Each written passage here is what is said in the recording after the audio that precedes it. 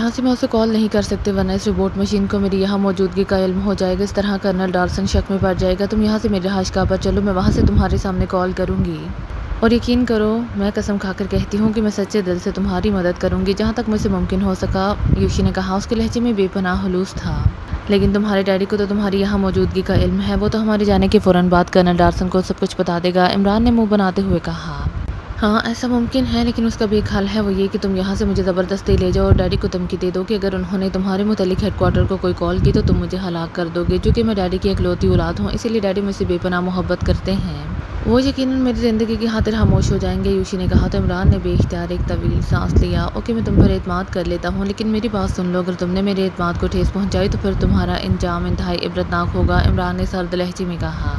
तुम मुझ पर एतमाद करो इमरान, मैं तुम्हारे एतमाद पर पूरा उतरूंगी। यूशी ने कहा। और इमरान उसे लेकर वापस उसी कमरे में आ गया जहाँ उसके साथी और लाड मौजूद थे। देखो लाड, तुम्हारी बेटी ने तुम्हारी जान बख्शने की दरख्वास्त की है, और हालांकि तुमने हमें हलाक करने की पूरी कोशिश की थी, लेकिन इसके बावजूद मैं फ़िलहाल तुम्हें ज़िंदा छोड़कर वापस जा रहा हूँ। तुम्हारी बेटी हमें बाहर छोड़ने के लिए हमारे साथ जाएगी, लेकिन अब अगर तुमने हमारे खिलाफ कोई साजिश की या हेडक्वार्टर को कोई इत्तला देने की कोशिश की तो फिर यकीन करो तुम दूसरा सांस भी ना ले सकोगे। मैं यहाँ एक ऐसी चीज़ छोड़े जा रहा हूँ जिसे तुम्हारी ये जदीद तरीन मशीनरी भी चेक ना कर सकेगी, लेकिन मैं जब चाहूँ दुनिया के दूसरे कोने से सिर्फ एक इशारा करूँ तो तुम्हारा ये पूरा महल राख का ढेर बनकर रह जाएगा। इससे तुम्हारी बेहतरी यही है कि तुम अपना बुढ़ापा हराब ना करो। इमरान ने लाड से कहा और जवाना को सर हिलाकर महसूस इशारा किया तो जवाना का बाजू बिजली की सी तेजी से हरकत में आया और लाड चीखता हुआ उछलकर कुर्सी समेत नीचे फर्श पर जा गिरा। यूशी भी अपने बाप को ज़र्ब खाकर चीखते देखकर चीख पड़ी। मत मारो, मैं कह रही हूँ मत मारो, यूशी ने चीखते हुए कहा।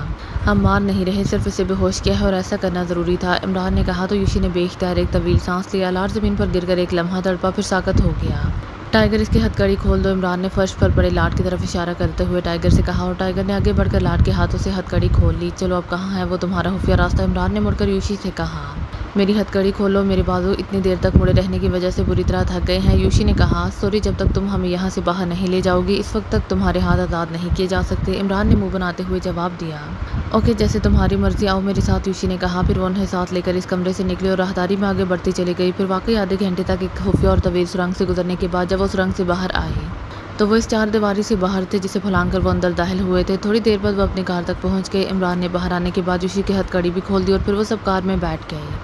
ये तो आर्थर की कार है, यूशी ने कार में बैठते हुए कहा। हाँ, अब तुम बताओ कि तुम्हारी रहायशगाह कहाँ है, इमरान ने खुद ड्राइविंग सीट पर बैठते हुए साइड सीट पर बैठी यूशी से मुखातिब होकर कहा। टाइगर, जोसेफ और जवाना अकबी सीट पर फंस कर बैठ गए थे। सॉफ्ट कॉलोनी में है, मेन मार्केट के अकब में, यूशी ने कहा। और इमरान ने इस बात में सर हिलाकर कार को स्टार्ट किया, फिर एक झटके से कारी आगे बढ़ा दी।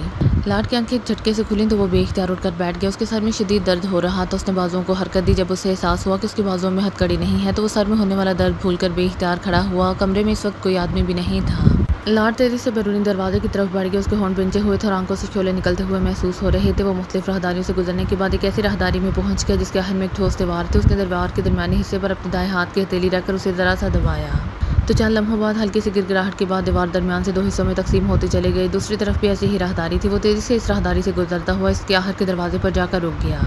दरवाज़ा फौलादी था और उसके ऊपर सुर्ख रंग का बल्ब जल रहा था। लाड ने साइड पर मौजूद एक छोटा सा बटन प्रेस कर दिया। यस, इस बटन के ऊपर लगी हुई जाली में से मशीनी आवाज़ निकली। सुपर 1, लाड ने तेज लहजे में कहा। स्पेशल कोड, वही आवाज़ दोबारा सुनाई दी। 200 क्रॉस शॉट, लाड ने दोबारा उसी तरह तेज लहजे में जवाब देते हुए कहा। ओके, मशीनी आवाज़ सुनाई, जिसके साथ ही दरवाजे पर जलता हुआ बल्ब बुझ गया। फिर दरवाज़ा खुद ब खुद खुलता चला गया और लाड अंदर दाखिल हो गया। इस दरमियानी साइज़ के कमरे में चारों दीवारों के साथ एक ही मशीन नस्ब थी, जबकि दरमियान में एक बड़ी सी मशीन थी जिस पर बेशुमार बल्ब जल बुझ रहे थे। यही वो मशीनी रोबोट था जिसके अंदर एक ऐसा कंप्यूटर नस्ब था जो इंसानों की तरह सोच भी सकता था और इन मशीनों से काम भी ले सकता था। कितने आदमी ख़त्म हुए हैं, लाड ने इस मशीन के सामने जाकर खड़े होते हुए कहा। आदमी सब भी बाहर ख़त्म कर दिए गए हैं। इस मशीन से वही आवाज़ सुनाई दी। ये ग्रुप स्पेशल पोर्शन में कैसे दाखिल हुआ, लाड ने दूसरा सवाल किया। डोर सिस्टम ऑफ हो गया था। इनके पास 00 मशीन थी। जब मुझे इस मशीन के बारे में क्वेश्चन मिला तो मैंने आपको कॉल करना शुरू किया, लेकिन फिर मुझे अजनबी स्क्रीन पर नज़र आया। वो ऑपरेशनल सिस्टम के सामने बैठा हुआ तो उसके पास 00 मशीन भी थी। मैंने इस 00 मशीन की बैटरी को ऑफ कर दिया और इस पर रेड फायर खोल दिया, लेकिन वो इंतहाई फुर्तीला और तेज़ आदमी था, हम मशीनरी से भी ज़्यादा तेज़, और उसने एक के बाद दीगरे ही तमाम मशीनें ऑफ कर दी और आखिरकार उसने कनेक्टिंग सिस्टम ही ख़त्म कर दिया। इस तरह मेरा लिंक ही स्पेशल पोर्शन से ख़त्म हो गया। रोबोट ने बाकायदा रिपोर्ट देते हुए कहा। कर्नल डार्सन से बात कराओ, लाड ने चंद लम्हे खामोश रहने के बाद कहा। ये लाड मशीन ने जवाब दिया। इसके साथ ही मशीन के निचले हिस्से से हल्की सी खरखराहट के साथ लोहे की कुर्सी खिसक बाहर आ गई। लाड ने कुर्सी खींची, फिर इस पर बैठ गया। मशीन के निचले हिस्से से साएं साएं की आवाज़ें सुनाई देती रहीं। थोड़ी देर बाद मशीनी आवाज़ सुनाई दी। Hello hello super one calling colonel Darson over. मशीन में से बार बार आवाज़ निकलती रही। Yes colonel Darson attending you over. थोड़ी देर बाद एक और आवाज़ सुनाई दी। लहजा क्रह था। Special code over. मशीनी आवाज़ सुनाई दी। Special code 100 cross shot total cross over. वही क्रह आवाज़ सुनाई दी। सुपर वन लार्ड से बात करो। मशीनी आवाज़ सुनाई दी। हेलो कर्नल डार्सन, मैं लार्ड रब बोल रहा हूँ। इस पर लार्ड ने तेज़ लहजे में कहा। Yes colonel Darson attending you. वही क्रह आवाज़ सुनाई दी लेकिन लहजा नरम था। Colonel Darson, Pakistan secret service के बारे में तुम जानते हो? लार्ड ने तेज़ लहजे में कहा। पाकिस्तान सीक्रेट सर्विस दुनिया की खतरनाक तरीन सीक्रेट सर्विस समझी जाती है। खास तौर पर उसके लिए काम करने वाला एक आदमी अली इमरान इंतहाई खतरनाक है। कर्नल डार्सन ने स्पॉट लहजे में जवाब देते हुए कहा। क्या तुम्हारा उससे टकराव हुआ है? लार्ड ने पूछा। यस सर, जब मैं इसराइल की रेड आर्मी में कैप्टन था। अली इमरान और पाकिस्तान सीक्रेट सर्विस से हमारी तंजीम का साबका पड़ा था। इन लोगों ने इसराइल को बेपनाह नुकसान पहुंचाए थे और इसराइल की रेड आर्मी और GP5 बेपनाह ताकतवर होने के बावजूद उनके सामने बेबस होकर रह गई थी। इसके बाद मैं क्रीम में शिफ्ट हो गया था। गो मैं वहाँ फील्ड में तो नहीं रहा लेकिन मुझे उनके बारे में इत्तलात बहरहाल मिलती रही थी। लेकिन आप उनके बारे में क्यों पूछ रहे हैं? कर्नल डार्सन ने जवाब देते हुए कहा। हॉटफील्ड के खिलाफ ये लोग काम कर रहे हैं। अब तक मैं उन्हें ख़त्म करने के लिए काम करता रहा हूँ लेकिन अब ये मेरे पास से भी बाहर हो चुके हैं। लार्ड ने कहा। क्या ये आप क्या कह रहे हैं? हॉटफील्ड के खिलाफ पाकिस्तान सीक्रेट सर्विस काम कर रही है? वो कैसे? उसे हॉटफील्ड के बारे में कैसे इल्म हुआ? कर्नल डार्सन के लहजे में बेपनाह हैरत थी। नाडा में हमारी जैली तंजीम ग्रांड मास्टर के चीफ ने पाकिस्तान में एक मिशन मुकम्मल करना चाहा और हॉटफील्ड के एक डायरेक्टर ने एक्रीमी ग्रुप को वहाँ भेजा। नाडा का एजेंट लार्डो से डील करता रहा। मुझे उसकी इत्तला ना मिली। फिर जब मुझे रिपोर्ट मिली तो वो मिशन नाकाम हो गया था। इसके साथ ही इमरान और पाकिस्तान सीक्रेट सर्विस को हॉटफील्ड के बारे में इल्म हो गया था लेकिन मैं मुतमईन था कि नाडा और एक्रीमा के एजेंट उन्हें खुद ही संभाल लेगा। लेकिन जब रिजल्ट सामने आया तो उसके बरक्स नाडा में ग्रांड मास्टर और दूसरे बहुत से ग्रुप इमरान और पाकिस्तान सीक्रेट सर्विस के हाथों ख़त्म हो गए थे। लार्ड ने उन्हें ख़त्म करने के लिए बेहद कोशिशें की लेकिन कोई कोशिश भी हतमी तौर पर कामयाब ना हो सकी और आखिरकार वो लार्ड तक पहुँच गए। फिर लार्ड ने मुझे आगाह किया और फिर लार्ड भी ख़त्म हो गया। मैंने उनके खिलाफ बराह रास्त काम शुरू कर दिया। मैंने इमरान को टारगेट बनाया, उसे हलाक करने के लिए खसूसी एजेंट भेजे। फिर मुझे रिपोर्ट मिल गई कि उसे ख़त्म कर दिया गया है। सरकारी तौर पर भी उसकी तस्दीक हो गई और मैं मुतमईन हो गया। फिर अचानक मुझे रिपोर्ट मिली कि इमरान की 2 साथी हब्शियों को जिम्बाब्वे में देखा गया है। मैं इस पर चौंक पड़ा और मैंने इन दोनों के हाथ में का हुक्म दे दिया। फिर इसके साथ 2 एक्रीमी भी शामिल हो गए और उन पर ताबड़तोड़ हमले किए गए लेकिन रिजल्ट सवाए मेरे आदमियों के मरने के और कुछ ना निकला। फिर इस बात की तस्दीक हो गई कि मुझे मिलने वाली पहली रिपोर्ट गलत थी। इमरान हलाक नहीं हुआ बल्कि ज़िंदा हुआ है, बल्कि एक एशियाई और 2 हबशी साथियों के साथ जिम्बाब्वे आया हुआ है। मैंने अपने तौर पर उसके हाथ में की कोशिशें की लेकिन वो हलाक होने के बजाय उल्टा मेरे आदमियों को हलाक करके आखिरकार यहाँ सुपर वन एरिया में दाखिल हो गया और उसने मुझे और यूशी दोनों को बेबस कर लिया। सुपर वन रिपोर्ट ने उसे हलाक करने की बेहद कोशिश की लेकिन वो उससे हलाक ना हो सका। आखिरकार यूशी ने उसे चक्कर दी और उसके साथी बन गई। इमरान को किसी तरह यह मालूम हो चुका है कि हॉटफील्ड का हेडक्वार्टर और लेबॉर्ट्री मालागोसी में है लेकिन वो मालागोसी के शुमाली हिस्से में समझ रहा है और यूशी ने साइडी को आगे बढ़ाते हुए उसके हाथ में की प्लानिंग की है।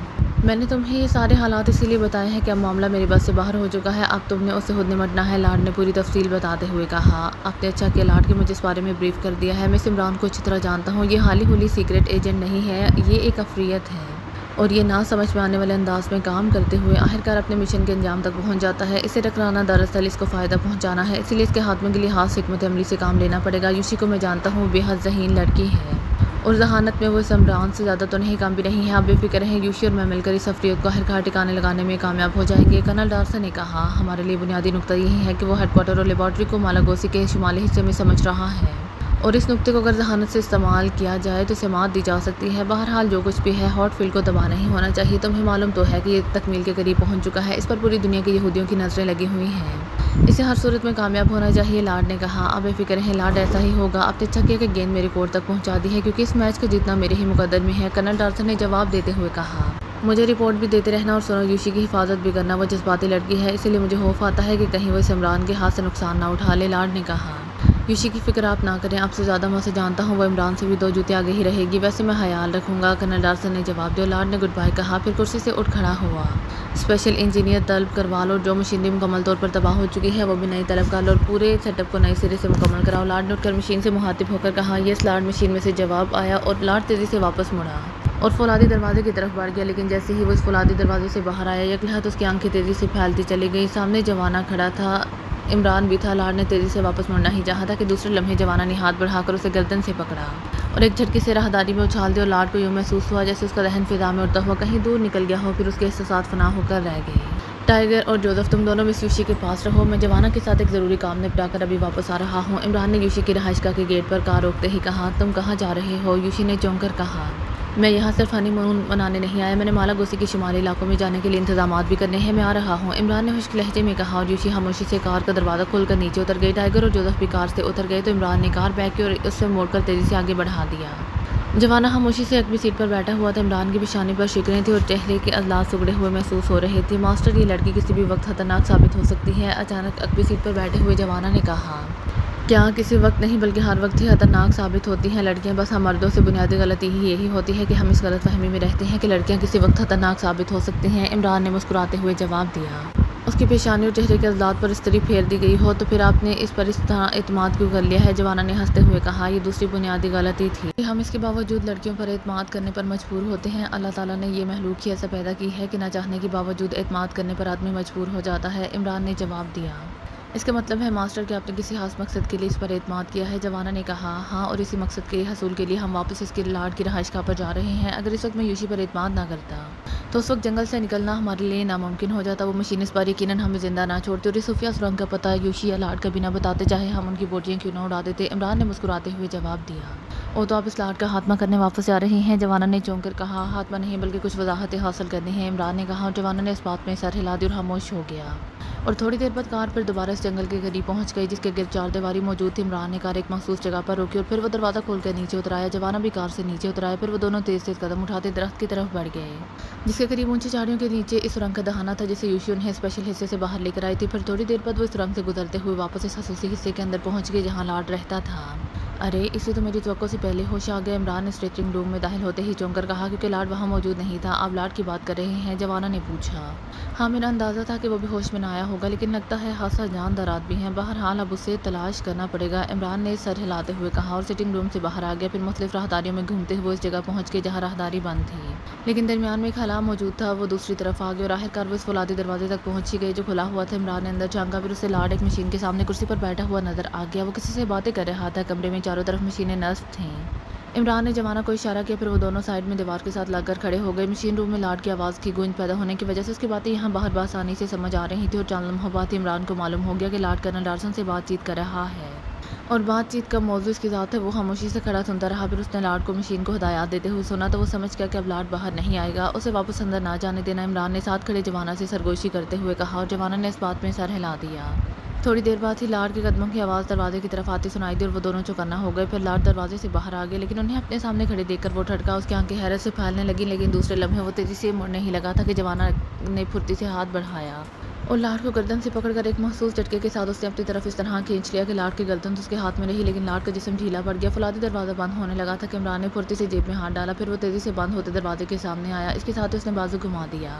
दूसरे लम्हे गेंदनुमा चीज़ उसके हाथ से निकलकर फिजा में उड़ती हुई सीधी इस हॉलनुमा कमरे के दरमियान में मौजूद मशीन से टकराई और इसके साथ ही खौफनाक और दिल दहला देने वाला धमाका हुआ। ले आओ इसे, इमरान ने तेज़ी से मुड़ते हुए कहा और वापस राहदारी के सलाह की तरफ भागा जहाँ से गुजरकर वो इस हिस्से में आया था। जवाना भी लाड को कंधे पर उठाए इसके पीछे भाग पड़ा और चंद लम्हों में ही वो सलाह को पार कर गए। इसके साथ ही तेज़ गिड़गिड़ाहट की आवाज़ सुनाई दी और उन्हें यूँ महसूस हुआ जैसे हला के पास इंतहाई शदीद ज़लज़ला आ गया हो। फिर एक के बाद दीगरे खौफनाक धमाके होने शुरू हो गए। दूसरी तरफ मौजूद पूरी इमारत फ़ज़ा में तिनकों की तरह बिखरती चली गई, लेकिन यह खसूसी हिस्सा इस तबाही से महफूज था जिस वक्त इसमें इमरान और जवाना मौजूद थे। इसे वहाँ सिटिंग रूम में ले जाओ और किसी रस्सी से बांध दो, इमरान ने जवाना से कहा और जवाना सर हिलाता हुआ आगे बढ़ गया। इमरान उसी जगह खड़ा रहा। हला के बाद धुआं, शोले और फ़ज़ा में उड़ते हुए पत्थरों के सिवा और कुछ नज़र नहीं आ रहा था, लेकिन अब इन धमाकों की शिद्दत आहिस्ता आहिस्ता कम होती चली जा रही थी। मशीन की तबाही से पूरा हिस्सा और पूरी इमारत मुकम्मल तौर पर तबाह हो गई थी। जब ये धमाके खत्म हुए तो इमरान इस आध खुले दरवाजे से दूसरी तरफ मुड़ गया और चंद लम्हे वहाँ रुक कर वो जायज़ा लेता रहा। हर तरफ इमारत के मलबे के साथ साथ मशीनों के पुर्जे बिखरे नजर आ रहे थे, लेकिन बाहर मौजूद जंगल इस आग से महफूज था क्योंकि जंगल की हदूद इस इमारत से कुछ दूर थी। दरमियान में खाली हिस्सा था और इमरान के वापस यहाँ आने की वजह यही थी कि वो ये देखना चाहता था कि कहीं इस जंगल को आग ना लग जाए, वरना वो जानता था कि जंगल में लगी हुई आग उनसे बुझाई भी ना जा सकेगी और अगर ये आग हर तरफ फैल गई तो फिर उनका यूँ इस आग को पार करके बाहर जाना नामुमकिन हो जाएगा क्योंकि इस चार दीवारी के बाहर भी दूर दूर तक घना जंगल फैला हुआ था। इसका ख्याल था कि अगर जंगल को आग लग जाती है तो फिर वो यहाँ रुकने की बजाय इस लाड को लेकर फ़ौरन इस सुरंग के रास्ते बाहर निकल जाएगा और अगर जंगल आग से महफूज रहता है तो फिर वो इत्मीनान से लाड के इस खसूसी हिस्से में रुककर लाड से मज़ीद पूछगिछ करेगा और जब उसे इत्मीनान हो गया कि जंगल आग से महफूज हो गया है तो वो एक तवील सांस लेता हुआ वापस मुड़ा और मुख्तलिफ राहदारियों से गुजरते हुए वापस सिटिंग रूम में पहुंचा तो उसने देखा कि जवाना ने रस्सी की मदद से लाड को एक कुर्सी से बांध रखा था, लेकिन लाड अभी तक बेहोश था। अब इसे होश में लेकर आओ, इमरान ने लाड के सामने एक कुर्सी पर बैठते हुए जवाना से कहा और जवाना ने आगे बढ़कर एक लाड के सर पर हाथ रखा, दूसरा हाथ उसके कांधे पर रखकर उसने लाड को एक महसूस अंदाज में झटका देकर घुमाया। फिर कांधे पर रखा हुआ हाथ उसने उठाकर हाथ से इसका नाक और मुंह बंद कर दी। 4 लम्हों बाद लाड के जिस्म में हरकत के आसार नमूदार होने लगे तो जवाना पीछे हट गया और दूसरे लम्हे लाड ने कराहते हुए आंखें खोल दी। तुम दोबारा आ गए। ओ काश मैंने सोफिया रास्ते को पहले ब्लॉक कर दिया होता। यूशी का क्या किया तुमने? लाड ने बुरी तरह हरासा होते हुए लहजे में कहा। यूशी अभी तक तो महफूज है, लेकिन मैंने तुम्हें मना किया था कि हमारे मुतालिक इत्तला कर्नल डार्सन को ना देना, लेकिन तुमने मेरे इंतबाह की कोई परवाह नहीं की। इमरान का लहजा खुश्क था।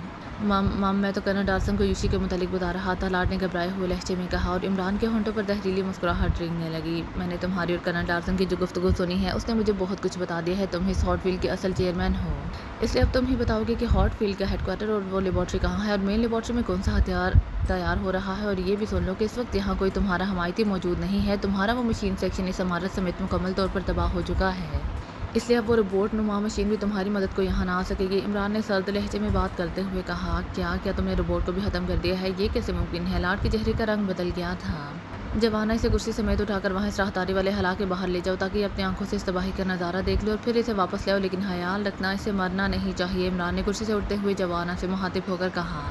यस मास्टर, जवाना ने कहा और आगे बढ़कर उसने एक हाथ से कुर्सी का बाजू पकड़ा और लाड को इस कुर्सी समेत इस तरह फिजा में उठा ले जिस लाड और कुर्सी दोनों का सिरे से कोई वजन ही ना हो। जवाना के बाहर जाने के बाद इमरान भी सिटिंग रूम से उठा और एक राहदारी की तरफ बढ़ गया।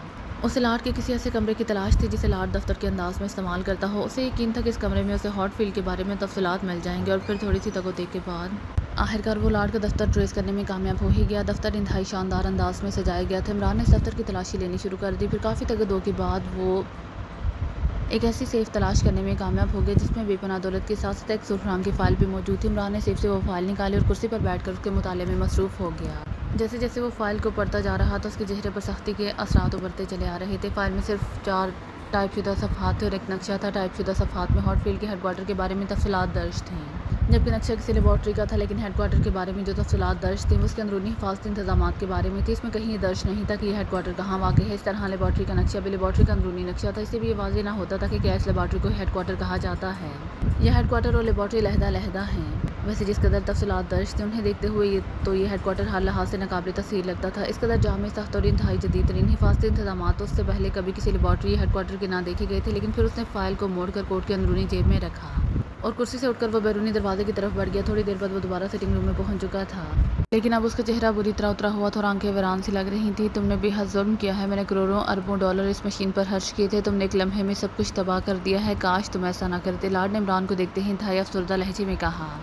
अगर तुम इस मशीन से कर्नल डार्सन को मेरे मुतालिक इत्तला फ्राहम ना करते तो मुझे इसे तबाह करने की ज़रूरत ना पड़ती। वैसे इस वक्त तुम्हारा क्या हशर होगा जब हॉटफील्ड का हेडक्वार्टर और लेबॉर्ट्री दोनों तबाह हो जाएंगी, जहां तुमने इससे भी करोड़ों अरबों डॉलर गुना ज़्यादा दौलत खर्च कर रखी है। इमरान ने मुस्कुराते हुए कहा। मेरा सिर्फ इससे इतना ताल्लुक़ है कि मैं इसका एजेंट हूँ और बहैसियत एजेंट मेरा ये फ़र्ज़ था कि मैं तुम्हारे मुतालिक कर्नल डार्सन को बता देता। बाकी मेरा इस हेडक्वार्टर से कोई ताल्लुक़ नहीं है। कर्नल डार्सन जाने और इसका हेडक्वार्टर या फिर हुकूमत इसराइल जाने और पूरी दुनिया के यहूदी जाने जिन्होंने इस पर दौलत खर्च की है। लाड ने मुँह बनाते हुए जवाब दिया और इमरान मुस्कुरा दिया।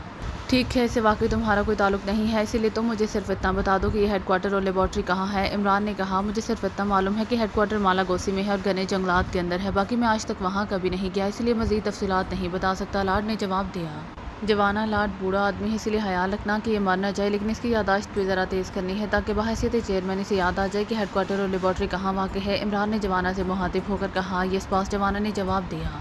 दूसरे लम्हे उसके बाजू गुमा और लाड चीखता हुआ कुर्सी समेत नीचे फर्श पर जा गिरा। जवाना ने आगे बढ़कर एक हाथ से कुर्सी समेत उठाया और एक बार फिर कुर्सी समेत कालीन पर दे मारा। लाड के हलक से कर्मनाक चीखें निकल रही थी। फिर वो उसी तरह तड़पते हुए एक लहज़ा साकत हो गया। वो बेहोश हो चुका था। मास्टर, मैं इसे खोलना दूँ? ये बाकर कहाँ जाएगा? इस तरह इसके बंदे होने की वजह से मुझे उलझन हो रही है। मैं इसकी टांगों और बाजुओं की हड्डियाँ तोड़ना चाहता हूँ। जवाना ने मुँह बनाते हुए मुड़कर इमरान से कहा। ये बूढ़ा ज़रूर है, लेकिन पुराने ज़माने का तरबियत याफ्ता आदमी है और फिर यहूदी काज के लिए काम कर रहा है, इसलिए ये मरना तो कबूल कर लेगा, लेकिन इसकी ज़ुबान खोलने मुश्किल है। तुम स्टोर से हंजर और तेज़ाब की बोतल लेकर आओ। हंजर से जख्म डालकर तेज़ाब डालोगे तो ये दहशत ज़्यादा होकर बता देगा, वरना हादसा मुश्किल है। इमरान ने कहा। मैं अभी लेकर आता हूँ, स्टोर मैंने देखा है। जवाना ने इस बात में सर हिलाते हुए कहा और तेज़ से कदम उठाता कमरे से बाहर निकल गया। थोड़ी देर बाद वो वापस आया तो उसके हाथ में एक तेज़दार हंजर भी था और तेज़ाब की एक बोतल भी उसने पकड़ी हुई थी। उसने हंजर जेब में और बोतल नीचे रखकर उसने लाड के मुँह और नाक पर हाथ रख दिए। 4 लम्हों बाद जैसे ही लाड के जिस्म में हरकत के तासुरात नमूदार हुए तो जवाना पीछे हटा। उसने जेब से हंजर निकाला, फिर तेज़ाब की बोतल उठाकर उसने इसका ढक्कन खोलकर इसे भी हाथ में ले लिया। उसे लम्हे लाड चीख मारकर होश में आ गया। और होश में आते ही उसने बेतराज चीखना शुरू कर दिया। लेकिन दूसरे लम्हे जवाना का हंजर वाला हाथ हरकत में आया और कमरा लाड के हलक से निकलने वाले इंतहाई कर्बनाक चीख से गूंज उठा। जवाना ने इंतहाई बेदर्दी से उसकी रान में हंजर इस तरह दस्ते तक उतार दिया था कि हंजर से उसकी हड्डी न कट सके। लाड के हल्के से मुसलसल चीखें निकल रही थी और इसका जिस्म बंद होने के बावजूद इस तरह कांप रहा था जैसे उसे जाड़े का बुखार चढ़ाया हो। चेहरा तकलीफ की शिद्दत से बुरी तरह मसा हो गया था। जवाना ने एक झटके से हंजर खींचा और फिर दूसरे हाथ में पकड़ी हुई तेजाब की बोतल उसने इसके जख्म पर उंडेल दी। जैसे ही तेजाब की धार लाड की रान के जख्म पर पड़ी, लाड की हालत इंतहाई तबाह हो गई। उसके जख्म से धुआं सा उठने लगा था। वो खौफनाक अंदाज में चीख मारकर बेहोश हो गया था। लेकिन दूसरे लम्हे जवाना ने उसके मुंह पर जोरदार थप्पड़ मारा और लाड के मुंह से एक ही थप्पड़ खाकर खून की धार से निकलने लगी और वो एक बार फिर चीखता हुआ होश में आ गया। तुम जालिम हो, तुम सफाक हो, मुझ बूढ़े पर जुल्म करते हो, तुम, लाड ने बुरी तरह चीखते हुए कहा। जवाना दूसरा जख्म डालो, अभी लाड साहब की जिस्म में जान बाकी है, इमरान ने सर्द लहजे में कहा। और जवाना ने बर किसी तेजी से दूसरा हंजर रान में घूम दिया और लाड एक बार फिर चीखता हुआ बेहोश हो गया। अब पहले इसके हलक में पानी डालो वरना ये मर जाएगा, इमरान ने कहा। और जवाना सर हिलाता हुआ तेजी से मुड़ा और मुल्हिका बाथरूम की तरफ बढ़ता चला गया। 4 लम्हों बाद वो वापस आया तो उसके हाथ में पानी से भरा हुआ जग था। उसने एक हाथ से लाड का मुंह खोला और दूसरे हाथ से उसने पानी उसके हलक में उंडेलना शुरू कर दिया। जैसे ही 1-2 बूंद लाड के हलक से उतरे, उसके जिस्म में हरकत के आसार नमूदार हुए और जवाना पीछे हट गया। उसने जग एक तरफ रखा और झटके से जख्म में मौजूद खून आलूद हंजर वापस खींच लिया। उसी लम्हे लाड बुरी तरह चीखता हुआ होश में आ गया। उसकी हालत वाकई इंतहाई खस्ता हो चुकी थी। अब इसके दूसरे जख्म पर तेजाब डाल दो, इमरान ने सर्द लहजे में कहा। तो जवाना एक तरफ रखी हुई तेजाब की बोतल की तरफ झुका। रुक जाओ, मैं बताता हूँ, रुक जाओ, प्लीज़ रुक जाओ, ओ गॉड, ओ इस कदर जुल्म, ओ लाड ने हज़ानी अंदाज में चीखते हुए कहा।